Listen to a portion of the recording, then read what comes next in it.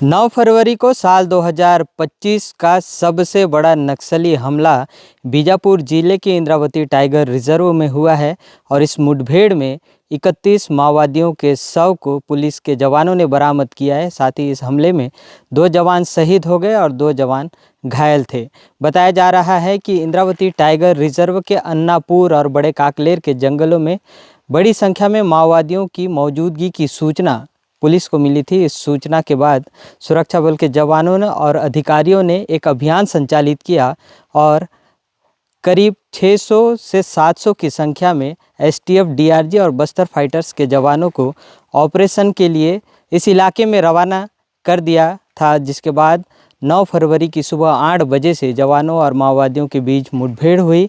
शुरुआती तौर पे जैसे ही धीरे धीरे ये बात निकल के सामने आई कि 8 बजे से मुठभेड़ शुरू हुई और पहले 12 माओवादी इस मुठभेड़ में मारे गए, जिसके बाद यह आंकड़ा बढ़ा और 31 तक पहुंचा। फिर कुछ देर बाद यह सूचना मिली कि 2 जवान इस मुठभेड़ में शहीद हो गए हैं और 2 जवान घायल हैं। इस वक्त मैं मौजूद हूँ अन्नापुर के जंगलों में और ये जो पहाड़ आपको नज़र आ रहा है, इसी पहाड़ पर माओवादियों की उपस्थिति थी। चारों तरफ से जवानों ने माओवादियों को घेरा और उनके ऊपर गोलियां चलाई। दोनों ओर से लगातार गोलीबारी होती रही और इसी गोलीबारी में 31 माओवादी मारे गए। जब मुठभेड़ पूरी तरह से समाप्त हो गया तो जवानों ने आसपास के इलाके में सर्चिंग अभियान चलाया और यहाँ माओवादियों का कैंप था और जहाँ पर दैनिक उपयोग की सामग्री माओवादी अपने साथ रखे हुए थे और जवानों ने उसे आग के हवाले कर दिया है। और ये आप देख सकते हैं कि कुछ अवशेष अभी भी घटनास्थल पर मौजूद है। कुछ दस्तावेज भी हैं और कुछ कापी में यहाँ लिखा भी गया है, अलग अलग चीज़ें गोंडी में यहाँ पर लिखा गया है, माओवादी पार्टी के विषय में लिखा है और कुछ तस्वीरें किताबें भी हैं जिसमें गोंडी में ही लिखा गया है और इसमें कुछ तस्वीर आपको दिखेगा जिसमें श्रीकाकुलम महिला योद्धा पंचादी निर्मला का जिक्र है। इसके अलावा आप आसपास के जितने भी पेड़ देखेंगे उनमें लगभग दर्जनों पेड़ में गोलियों के निशान आपको नज़र आएंगे। गांव वालों ने बताया कि ये जो पूरा पहाड़ आप देख रहे हैं, इन पहाड़ों को चारों तरफ से जवानों ने घेरा था और चारों दिशाओं में जवानों और माओवादियों के बीच गोलीबारी हुई है। इसी पहाड़ पर माओवादियों की उपस्थिति थी। जैसे ही जवान ये जो आप निचला हिस्सा देख रहे हैं यहाँ से धीरे धीरे करके माओवादियों को घेरने के लिए ऊपर चढ़ने लगे, वैसे ही इस पहाड़ पर पत्थरों की आड़ में बैठे माओवादियों ने जवानों को निशाना बनाते हुए गोलियां बरसाना शुरू कर दिया और इसी मुठभेड़ में और इसी स्पॉट में 2 जवान शहीद हो गए, ऐसा जानकारी मिल रहा है। कुछ घटनास्थल पर साक्ष्य भी आपको जवानों के दिखेंगे। ये जो पत्थर आपको दिख रहा है, इधर आइए धीरे से, ये जो पत्थर आपको दिख रहा है हो सकता है कि माओवादी इस बड़े चट्टान के पीछे हों और जवान धीरे धीरे आगे मोर्चा लेकर बढ़ रहे हों। उस दौरान गोली जवान को लगी और वो बुरी तरह से घायल हो गया, जिसके बाद आप देख सकते हैं कि जवान को प्राथमिक उपचार देने के लिए ये इंजेक्शन का इस्तेमाल साथी अन्य जवानों ने किया। और ये देख सकते हैं कि यहाँ भी जो इंजेक्शन है उसकी भी तस्वीर आप देख लीजिए। इस तरह ये जो इंजेक्शन है इसका उपयोग जवानों ने किया। ये जवान के कपड़े के कुछ हिस्से हैं जो अभी भी घटनास्थल पर मौजूद है। इस तरफ कपड़ा है जिसमें खून लगा हुआ है और इस तरफ देखिए तो जवान का वर्दी है जो खून से पूरी तरह से लथपथ है। तो आप इसी बात से अंदाज़ा लगा सकते हैं कि जब भी कोई लड़ाई में ऊपरी हिस्से पर रहता है तो उसको फ़ायदा मिलता है। ठीक उसी तरह माओवादी जो है ऊपरी हिस्से पर थे और जवान नीचे से ऊपर बढ़ रहे थे। यही कारण है कि जवान को गोली लगी और उनकी मौत हो गई।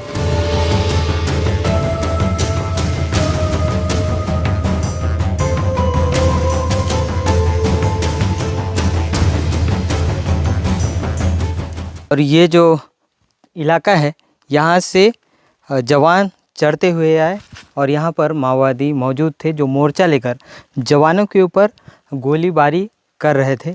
इसी दौरान जवान को गोली लगी होगी।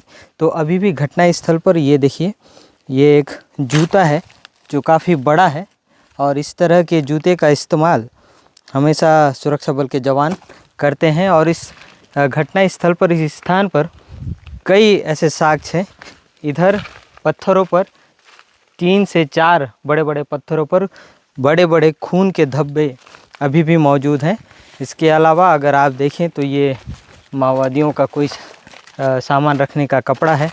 इस तरफ भी अगर आप देखेंगे तो यहाँ पूरी तरह से सामान जो है वो बिखरा पड़ा हुआ है। आगे जैसे जैसे हम आगे बढ़ते जा रहे हैं वैसे वैसे हमको कुछ ना कुछ साक्ष्य मिल रहा है। ये देखिए, ये माओवादियों का जोड़ी चप्पल है। इस कपड़े को दोनों तरफ से बांध दिया गया है, ये भी माओवादियों का है। उस तरफ अगर आप देखेंगे तो वहाँ भी एक जोड़ी चप्पल रखा हुआ है, और ये एक थैला है, और इसमें शायद ये झिल्ली है, लेकिन इसमें अगर आप देखेंगे तो एक चिमटा जैसा बना है। इसका इस्तेमाल हमेशा अगर आप देखें तो बैटरी को लगाने में, और जो तार या इलेक्ट्रिक सामान होते हैं उसके इस्तेमाल में ये आता है। तो इस तरह का सामान जो है पूरी तरह से बिखरा पड़ा हुआ है। इधर झिल्ली में अगर आप देखें तो यहाँ पर भाजी पड़ा हुआ है। तो इस तरह इस पूरे इलाके में जो है वह माओवादी मौजूद थे, और जवान पहुँचे। यहाँ अगर आप देखेंगे तो ये 2 चूड़ी है, शायद महिलाओं का है, और इस तरफ इंजेक्शन सिरिंज वो भी पड़ा हुआ है। यहाँ भी कुछ सामान रहा होगा। इधर अगर आप देखेंगे तो बैटरी सेल, दवाई और कुछ सामान जो है ये चारों तरफ बिखरा हुआ है। तो ऐसे हम जो है लगातार ये इस घटना स्थल की सर्चिंग कर रहे हैं, जहाँ पर मुठभेड़ के साक्ष्य लगातार मिल रहा है। ये आपको और एक चीज़ दिखाता हूँ। ये अगर आप देखें तो एक कारतूस है, ये लोहे का कारतूस है, और जूम करके अगर आप पास से देखेंगे तो यहाँ अभी भी बारूद है जो फटा नहीं है, और इसका ट्रिगर इस तरफ है। तो ये ज़िंदा है कुल मिलाकर। तो ये यहाँ पर पड़ा हुआ है, तो इसका इस्तेमाल शायद नहीं हुआ होगा, तो इसे हम जो है यहीं छोड़ देते हैं। और इधर अगर आप देखेंगे तो एक मुझे कारतूस का खोखा दिखा है जो काफ़ी बड़ा है।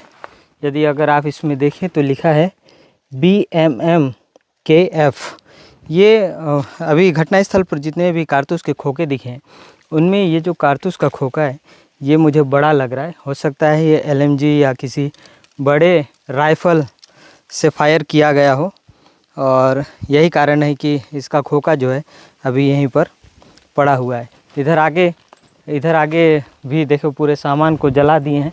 और इधर अगर आप देखें तो यहाँ भी एक लोहे का कारतूस जो है वो मुझे दिखा है, लेकिन ये जो है ये ब्लास्ट हो गया है, इसका इस्तेमाल हो गया है। इसके अंदर अगर आप देखेंगे तो बारूद आपको नज़र नहीं आएगा, और साथ ही ये टुकड़े में बट गया है। मतलब इस तरह यहाँ आप देखें तो तमाम हथियारों से लैस माओवादी थे, और जब सुरक्षा बल के जवानों ने माओवादियों के 100 को बरामद किया, उस दौरान इसी घटना स्थल से कई हथियार भी उन्होंने बरामद किया। इन हथियारों में अगर आप देखें तो AK-47 जवानों को मिला है, इंसास राइफ़ल जवानों को मिला है, और SLR जवानों को मिला है, BGL लॉन्चर वो भी जवानों को मिला है।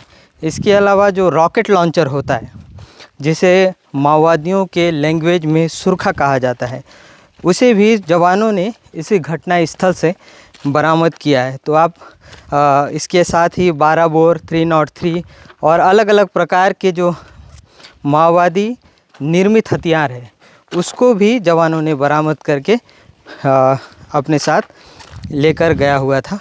इधर अगर आप देखेंगे तो यहाँ भी एक साक्ष्य है, ये NS है 500 ml का सोडियम क्लोराइड इंजेक्शन IP। ये ग्लूकोज का बॉटल है। हो सकता है कि शायद कोई जवान जब घायल हुआ होगा तो उसे उपचार देने के लिए इसका इस्तेमाल किया गया हो। और यहाँ ये मलेरिया का किट है। इस तरफ ये फ्लू का टैबलेट है। ये है इंजेक्शन के सिरिंज है यहाँ पर कि डिस्पोवेन, ये अलग का रैपर है। ये सारी चीज़ें जो हैं घटना स्थल पर अभी भी अलग अलग जगह, जितनी भी जगह हम यहाँ घूम रहे हैं, सारी चीज़ों को देख रहे हैं, तो हमें कुछ ना कुछ घटना से संबंधित साक्ष्य जो है वो नज़र आ रहे हैं। ये इस पूरे इलाके को जब पूरी तरह से अभियान समाप्त हो गया था, मुठभेड़ ख़त्म हो गया था, उसके बाद आग के हवाले कर दिया गया, जिसके कारण कई ऐसी चीज़ें हैं जो हमारी नज़र में नहीं आ रहा है। कई हमने कारतूस के खोखे देखे, वो भी जले हुए पाए, हमारी नज़र से नहीं है। जगह जगह जितने भी पेड़ हैं वहाँ पर गोलियों के निशान हमको नज़र आए हैं। एक स्पॉट नहीं है, लगातार 3 से 4-5 स्पॉट है जहाँ पर गोलीबारी हुई है। ये एक दूसरा स्पॉट है। यहाँ आप देख सकते हैं कि एक बड़ा बर्तन है, इसमें भी ये ग्लूकोज का बॉटल है, कपड़ा है और सारे दैनिक उपयोग की सामग्री है। बर्तन है जिसे आग के हवाले जवानों ने कर दिया है। तो इस तरह जो है जवान मुठभेड़ के बाद सर्चिंग करते हुए पूरे माओवादियों के सामान को आग के हवाले कर दिया। और ये जो सामग्रियां हैं वे यहाँ से साक्ष्य के तौर पर हमको नज़र आ रहा है। यहाँ दवाइयों की मात्रा अधिक है। ये देखिए, ये एक सिरप है, पता नहीं किस चीज़ का है। ये दूसरा दवाई, ये तीसरा है, ये 4, 5, 6, ये इंजेक्शन का सिरिंज है, ये दवाई है। ये अलग अलग प्रकार की यहाँ पर पूरी तरह से दवाइयों का एक पूरा बैग रहा होगा या फिर थैला रहा होगा।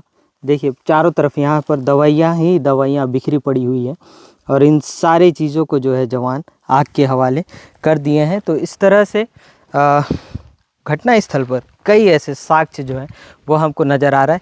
यहाँ से करीब 1 किलोमीटर दूर पहाड़ पर घटना को अंजाम देने के बाद सुरक्षा बल के जवान मारे गए माओवादियों के शव और अपने साथी जवानों के शव के साथ घायलों को लेकर इस स्थान तक पहुँचे और उन्होंने जो है हेलीकॉप्टर को संकेत दिया। उसके बाद ये जो आपको इलाका मैदान नज़र आ रहा है, यहाँ पर इंडियन एयरफोर्स की Mi-17 को उतारा गया, जहाँ से मारे गए माओवादियों के शव को और शहीद जवानों के शव, साथ ही घायल जवानों को हेलीकॉप्टर की सहायता से ले जाया गया। ये आप देख सकते हैं कि घटनास्थल से शव और घायलों को लाने के लिए सुरक्षा बल के जवानों ने लकड़ियों का इस्तेमाल किया है और ये जो लकड़ियां हैं इनकी संख्या 30 से अधिक है। इसके अलावा लकड़ियों में शव को बांधने के लिए इस तरह से रस्सियों का इस्तेमाल किया गया है, जो कि कपड़े की है, प्लास्टिक की है। इस तरह लकड़ियों के अलावा एक दस्तावेज भी आपको नज़र आएगा, जिसे जवानों ने माओवादियों के पास से लेकर आया है। इसमें जो है आप देख सकते हैं कि ये माओवादियों का दस्तावेज है, जिसमें कुछ जानकारियां हैं वो अपने संगठन के विषय में। ये देखिए, जो नक्सली संगठन के लीडर हैं उनके विषय में कुछ जानकारी इस दस्तावेज में लिखा है।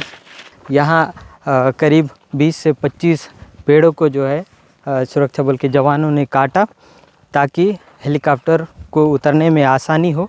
और जब हेलीकॉप्टर उतरा तो जवानों ने मारे गए माओवादियों के शव को और साथी जवानों के शव को और जो घायल जवान थे उनको भी हेलीकॉप्टर की सहायता से मुख्यालय पहुंचाया गया और फिर बेहतर इलाज के लिए राजधानी रायपुर ले जाया गया।